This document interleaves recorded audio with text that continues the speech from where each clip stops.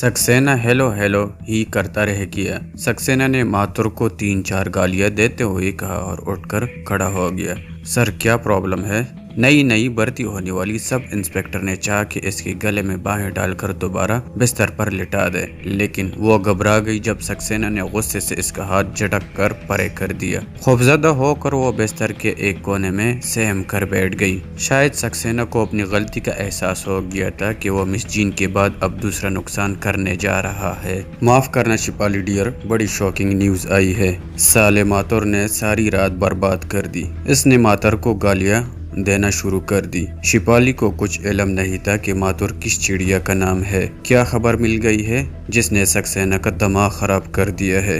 इससे सिर्फ एक इत्मीनान था कि इसके सर इससे नाराज नहीं है, जिसका मतलब ये था कि तरक्की के चांसेस मौजूद है। सक्सेना की सिफारिश के बगैर वो एक कदम भी आगे नहीं बढ़ सकती थी। इसकी तरक्की का राज सिर्फ सक्सेना को खुश रखने में था। शिपाली से माजरत करके इसने जैसे तैसे कपड़े तब्दील किए और कदर नॉर्मल होते ही फोन पर मुतल्लिका लोगों से रब्ता करने लगा। सबसे पहले इसने ब्लैक कैट्स के एक ग्रुप को फौरन होटल पहुंचकर सूरत हाल पर कंट्रोल और सबको वहां से भगा देने के अहकामात जारी किए थे और मुतअद्दिद कमांडोज ने इसकी अहकामात की तामील की। सक्सेना फोन मिलने के बाद बमुश्किल 15 मिनट बाद अपनी सारी टीम के साथ मौके वारदात पर मौजूद था। होटल के इस फ्लोर का सारा इंतजाम ब्लैक कैट्स कमांडोज ने संभाला हुआ था। उन्होंने पुलिस वालों को भी वहां से भगा दिया था और होटल की सिक्योरिटी गार्ड्स को भी कह दिया था कि वो अब इसकी तरफ रुख ना करे। माथुर इससे पहले वहां पहुंच चुका था, लेकिन कमांडोज ने ताजमहल के जीएम को भी सक्सेना की आमद से पहले इस कमरे तक जाने की इजाजत नहीं दी। जीएम माथुर ने सूरत-ए-हाल की नजाकत को समझते हुए ज्यादा बहस करना मुनासिब नहीं समझा था और अपने कमरे में बैठकर सक्सेना का इंतजार करने लगा। सक्सेना सीधा कमरा नंबर 324 तक पहुंचा था। इसने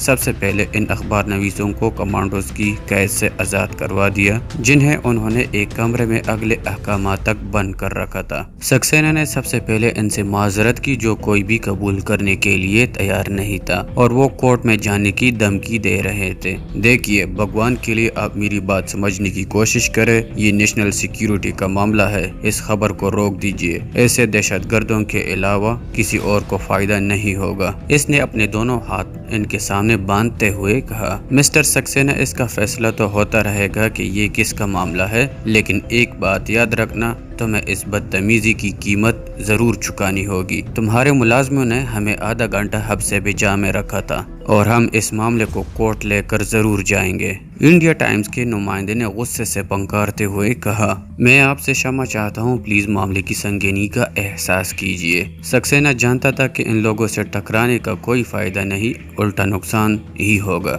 अच्छा मिस्टर सक्सेना, अगर हम तुम्हारी बात मान भी लें तो इन गोरों को तुम कैसे रोक लोगे, जो ये खबर अब तक रिलीज भी कर चुके होंगे, जिन्हें आपके इन होनहार कमांडोज ने भी कुछ नहीं कहा, क्योंकि इनका डंडा मजबूत था और हमें यहाँ बांध कर बिठा दिया। ऑब्जर्वर के एक रिपोर्टर ने सक्सेना को एहसास दिलाया और सक्सेना के 14 तबक रोशन हो गए। इसने दिल ही दिल में बेशुमार गालियां आमिर को देते हुए सोचा कि वाकई अब खेल इसके हाथ से निकल चुका है। आमिर इसके अंदाजों से बढ़कर मकार और खतरनाक साबित हुआ था। इसने सक्सेना के साथ वो कुछ कर दिया था जिसके बाद सिवाय खुदकुशी के फिल वक्त तो कोई चारा बाकी नहीं रहा था। हरामजादे, मैं तुझे बताऊंगा कि बदला किस तरह लिया जाता है, इसने दांत पीसते हुए ज़ेरे लब कहा। हमसे कुछ फरमाया आपने? इस नुमाइंदे ने कदर तमस्खुर से कहा। नो थैंक यू, मैं आप लोगों से दोबारा इस बदसलूकी पर माफी मांग रहा हूँ। आप पढ़े लिखे समझदार लोग हैं और कमांडोज की मजबूरी का एहसास जरूर करेंगे। मेरी आपसे एक ही दरख्वास्त है कि खबर शाये करते हुए नेशनल इंटरेस्ट को जरूर जहन। इसने बड़ी मुश्किल से खुद को नॉर्मल करते हुए कहा। अखबार नवीस मुंह ही मुंह में बुड़बुड़ाते एक एक करके वापस चले गए। जीन की लाश सक्सेना के सामने पड़ी थी और वो पटी पटी नजरों से कभी लाश की तरफ और कभी इस कार्ड की तरफ देखने लगता जो इसके सीने पर धरा था। इसने मुतादद मर्तबा वो तहरीर पढ़ी थी जो दामे रुखसत आमिर ने इसके लिए छोड़ गया था और हैरान हो रहा था कि अचानक आमिर का दिमाग कैसे खराब हो गया। फिर इसे अपनी ही अक्सर दोहराई हुई बात याद आ गई, मुसलमान का ज़मीर कभी भी जाग सकता है। इस हरामजादे को ढूंढो, इसकी तलाश में जमीन आसमान एक कर डालो। اب وہ پنجاب میں ہوگا، اسے پنجاب سے نہیں نکلنے دینا، خبردار اگر وہ بچ کر سری نگر پہنچ گیا تو میں تم سب کو مار ڈالوں گا۔ سکسینہ اچانک ہی بے قابو ہو کر پٹ پڑا، وہ اپنے ماتحتوں پر برسنے لگا تھا۔ مونگیا، تم نے اپنی غلطی سے پہلے اس سالے کشمیری لونڈے کو گنوایا، میں تمہیں اپنے آپ کو ایک دفعہ پھر ثابت کرنے کا موقع دے رہا ہوں۔ عامر کو لے آؤ، خواہ اس کے لیے کچھ بھی قربان کرنا پڑے، کچھ بھی۔ سر وہ بچ کر نہیں جائے گا، میں اسے زندہ مردہ لے کر ہی لوٹوں گا۔ اس نے جین کو مار ڈالا۔ انسپکٹر مونگیا کا گلا رن گیا تھا، وہ جین کا اپنے ڈپارٹمنٹ میں سب سے بڑا اور پرانا عاشق شمار ہوتا تھا۔ جین نے اس کے ساتھ بھی کئی راتیں گزاری تھی، لیکن پھر اچانک ان دونوں کو الگ کر دیا گیا اور یہ مسلمان چھوکرا درمیان میں آ گیا۔ عامر اور جین کے ملاپ کے دوران اس نے ایک دو مرتبہ جب جین سے ماضی کے حوالے سے بات کرنا چاہی تو جین نے اس سے دھتکار دیا اور سختی سے کہا کہ وہ ڈسپلن کی پابندی کرے۔ مونگیا دل پر پتھر رکھ کر ڈسپلن کی پابندی کرتا رہا اور عامر اس کے سامنے گلچرے اڑاتا رہا۔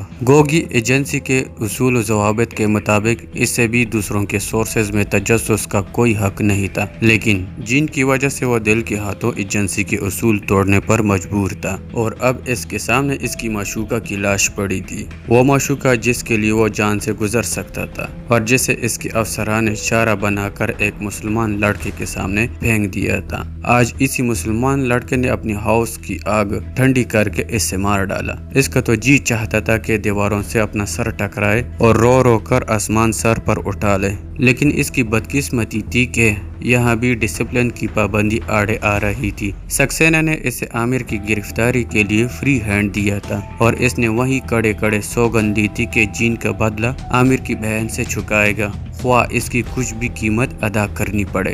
سر کچھ پریشر ٹیکٹس اپنانے پڑیں گے، میرا مطلب ہے اس کی بہن کو پکڑتا ہوں، اس طرح وہ حرامی سامنے آئے گا، ورنہ تو بہت مشکل ہو جائے گا، وہ بہت چالاک ہے سر، آپ جانتے ہیں۔ بالآخر اس نے آن ریکارڈ یہ بھی اجازت طلب کر لی۔ ہاں ٹھیک ہے، لیکن اس سے آغاز نہیں کرنا، یہ آخری حربہ ہوگا۔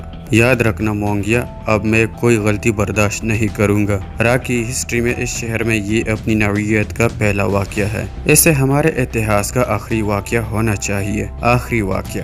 آج کے بعد کوئی ایسا کرنے کا تصور ہی نہ کرے۔ اوہ بھگوان، کتنی خوبصورت لڑکیوں کو مار ڈالا اس نے۔ ارے اسے تو ہم نے مسلمانوں کے لیے بطور خاص ٹرینڈ کیا تھا۔ سرحد پار سے کتنے لڑکے اس کے ذریعے ہم تک آئے ہیں، کتنے لڑکے، او مائی گاڈ، یقین نہیں آتا مونگیا کہ کوئی اس خوبصورت لڑکی کو بھی مار ڈالے گا، اور وہ بھی اس طرح اچانک۔ اس نے تعصب برے لہجے میں اپنی سر کو نفی میں ہلاتے ہوئے کہا، سر آپ خود ہی تو کہا کرتے تھے کہ ان مسلمانوں پر کبھی اعتماد نہیں کیا جا سکتا، بھگوان جانے کب ان کا دماغ خراب ہو جائے۔ آپ جانتے تو ہیں سر، یہ تو وحشی ہوتے ہیں، وحشی درندے، آپ نے پھر بھی اسے۔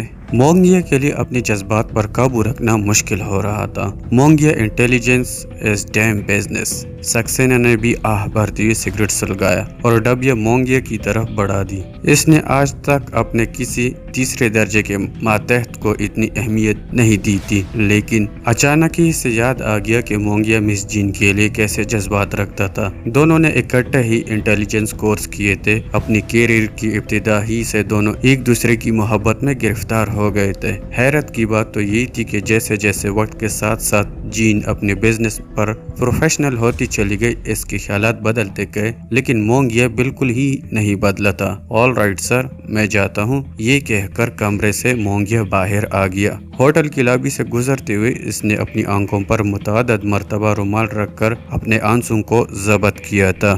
حفیظ کی اچانک آمد سے مجاہدین کی تشویش میں اضافہ کر دیا تھا۔ وہ جیسے تیسے ڈوڈا سے پہنچنے میں کامیاب ہو گیا تھا، جہاں کمانڈر شاہین اگلی ہی رات پہنچ گیا، اور اس وقت وہ دونوں دلی والے بم دھماکے پر بات کر رہے تھے۔ حفیظ نے اسے اپنی آمد سے فرار تک ساری کہانی مکمل تفصیلات کے ساتھ بیان کر دی تھی، اور امر سنگھ کی موت سے بہت دکھی ہو رہا تھا۔ کاش کاتب تقدیر نے اس کے بجائے مجھے منتخب کر لیا ہوتا، حفیظ نے ٹھنڈی سانس لے کر کہا۔ اللہ کی مرضی، لیکن وہ لڑکا خالد بہت ہوشیار تھا۔ پھر کمانڈر شاہین کو ابھی تک یقین نہیں آ رہا تھا کہ یہ سانحہ گزر گیا ہے۔ ہاں، میں ابھی بھی اس بات پر حیران ہوں، بہت بڑے مراحل آسانی سے طے ہو گئے، لیکن ہم چھوٹے سے معاملے پر پھنس گئے۔ حفیظ نے بتایا، ایسا ہوتا ہے، کبھی کبھی ان کے سر پر سے ٹرک گزر جائے تو انہیں ہوش نہیں رہتی اور کبھی کبھی اپنے جسم پر مکھی بیٹھنے سے ہوشیار ہو جاتے ہیں۔ تم تو اس بات کو اچھی طرح سمجھتے ہو، شاہین نے کہا۔ ایک بات سمجھ نہیں آ رہی ہے کہ اس نے ہمارے قیام کے لیے آخر مسلمان آبادی ہی کیوں منتخب کی؟ حفیظ نے اندیہ ظاہر کیا۔ مسلمانوں کو چونکہ خوشگمان ہونا چاہیے، اس حوالے سے میں تو اس کا مثبت پہلو ہی تلاش کرتا ہوں، اور مجھے بڑے غور و خوض کے بعد یہی بات سمجھ آئی ہے کہ اس نے حفاظتی نقطہ نظر اختیار کیا ہوگا، لیکن اس کا یہ مطلب ہرگز نہیں کہ ہم اس کے منفی پہلو کو نظر انداز کر جائیں۔ شاہین نے جواب دیا، ہمیں اپنا احتساب تو کرنا ہی ہوگا۔ آپ ذرا غور کریں، اس لڑکی کا ہم سے اچانک ٹکرانا اور بے پناہ متاثر ہو کر فوری عملی جہاد کے لیے تیاری، پھر ایک محسوس مسلمان علاقے میں ہمارا قیام اور اچانک تلاشی کا حکم، فرار، بم دھماکہ، جس کے فوراً بعد ہی امر سنگھ کی شناخت اور راک کی طرف سے یہ بیان جاری کرنا کہ یہ دھماکہ ہم نے کیا۔ یہ بھی تو ممکن ہے کہ ایسا سب کچھ پلاننگ کے مطابق کیا جا رہا ہو۔ آپ جانتے ہیں وہ آج کل ہمیں بین الاقوامی فورم پر بدنام کرنے کا موقع ہاتھ سے نہیں جانے دیتے۔ کہیں خالد کے روپ میں رانے اپنا ایجنٹ حفیظ نے فکرہ نامکمل چھوڑ دیا۔ ایسا ممکن ہے، اس پر غور کیا جا سکتا ہے، لیکن ابھی میرے خیال سے کوئی حتمی رائے قائم کرنا ٹھیک نہیں، شاہین نے کہا۔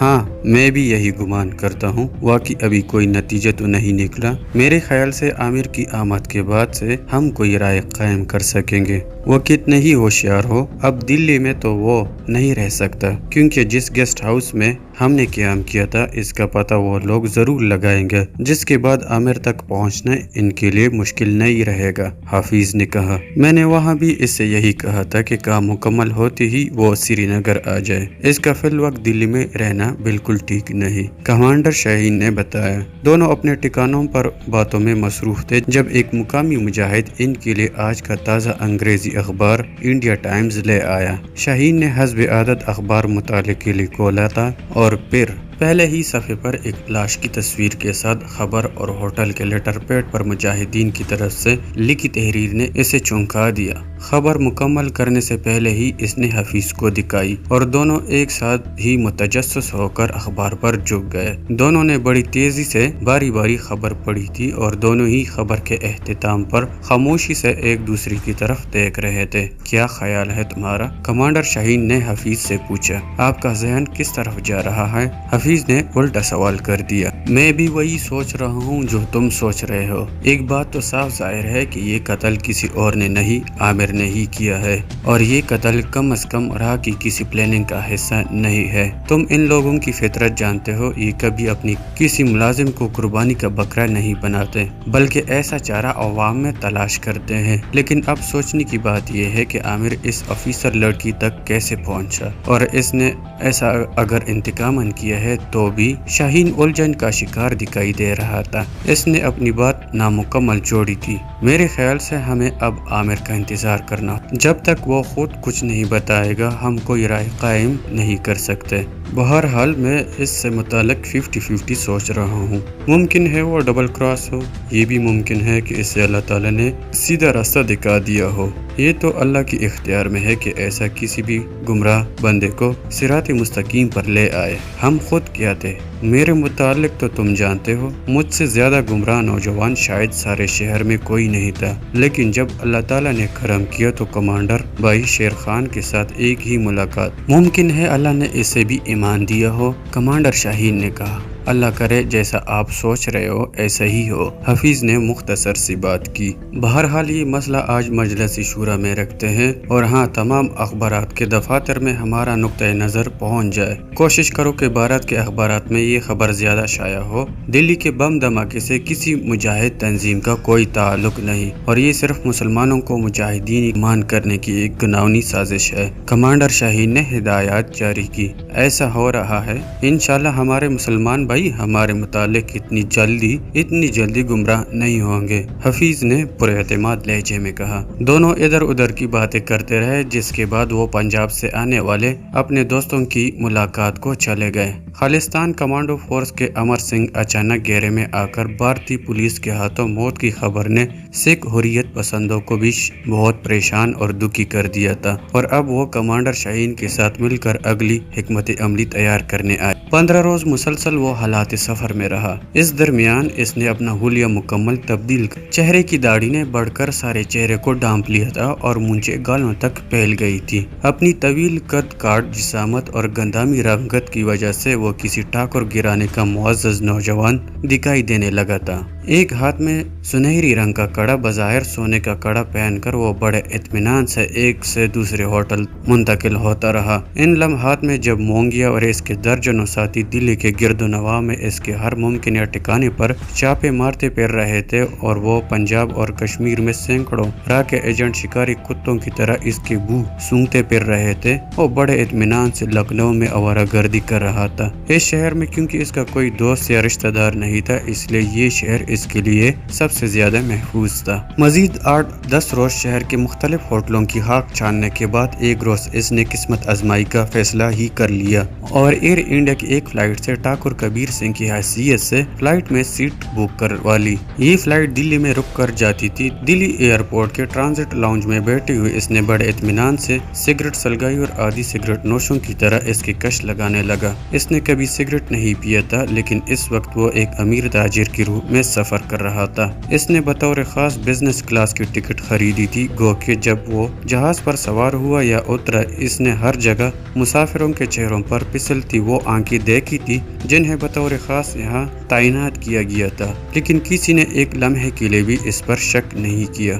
عامر نے اپنے سر اور داڑھی سے آدھے بال اس طرح سنہری کیے ہوئے تھے کہ اس کو غور کرنے پر بھی پہچاننا ممکن نہیں رہا۔ سری نگر تک اس نے اپنا سفر ایک امیر کبیر تاجر کی حیثیت سے کیا۔ شاہین اسے سری نگر میں اپنا جو رابطہ نمبر دیا تھا، اسے علم تھا کہ راہ نے اس نمبر پر بگ لگایا ہوگا اور وہاں فون کرنا موت کو دعوت دینے کے مترادف ہوگا۔ اسے شاہین سے ملاقات کے لیے کوئی اور طریقہ اختیار کرنا ہوگا۔ ایک سچائی جس نے سری نگر میں پہنچنے کے چند منٹ بعد ہی عامر سے اپنا آپ تسلیم کروایا تھا، یہ تھی کہ یہاں دلی کی حکومت نہیں تھی، گو کہ ہر قدم پر بھارت کے مسلح افواج وردیوں میں اور سفید پوشوں کی صورت میں موجود تھے، لیکن عملاً یہاں مجاہدین کا راج۔ یہاں سے بھارتی سیکیورٹی فورسز کسی کشمیری مجاہد کو اغوا تو کر سکتے تھے، اچانک حملہ کر کے یا کریک ڈاؤن کر کے قتل عام تو کر سکتے تھے، لیکن یہاں کسی مجاہد کو گرفتار کرنا ان کے لیے ممکن نہیں تھا۔ دلی میں اس کے دوست بتایا کرتے تھے کہ بھارتی سیکیورٹی فورسز کے جوان مجاہدین سے براہ راست الجھنے سے کنی کترانے لگتے تھے، جس کا مظاہرہ اس نے اس وقت لال چوک میں دیکھا جب ہزاروں کشمیریوں کے جلوس میں مسلم مجاہدین بھارتی حکومت کے خلاف نعرے لگا رہے تھے اور ہوائی فائرنگ بھی کر رہے تھے، اور ان کے چاروں طرف موجود فوج اور پیراملٹری فورسز کے جوان ان کا کچھ نہیں بگاڑ سکتے تھے۔ وہ جلوس کے اندر ہی اندر اس طرح غائب بھی ہو جاتے تھے جس طرح اچانک نمودار ہوا کرتے تھے۔ عامر کا تو اثاثہ ایک بریف کیس تھا جس میں معمولی ضروریات کی چیزیں اور چند سو روپے باقی رہ گئے تھے۔ اس نے فی الوقت سری نگر کے سب سے مہنگے ہوٹل میں ٹھاکر کبیر سنگھ کی حیثیت سے قیام کیا تھا، اور بازار کا چکر لگا کر واپس آنے کے بعد دیر گئے تک شاہین سے ملاقات کی ممکنہ صورت پر غور کرتا، بالآخر ایک نتیجے پر پہنچنے کے بعد مطمئن ہو کر سو گیا۔ ہماری اس کاوش کو پسند کرنے کے لیے لائک کا بٹن دبا دیجئے اور اپنا فیڈ بیک کامنٹ میں لکھ دیجئے۔ اللہ حافظ۔ Tell me, till my heart breaks. Tell me what you want to say.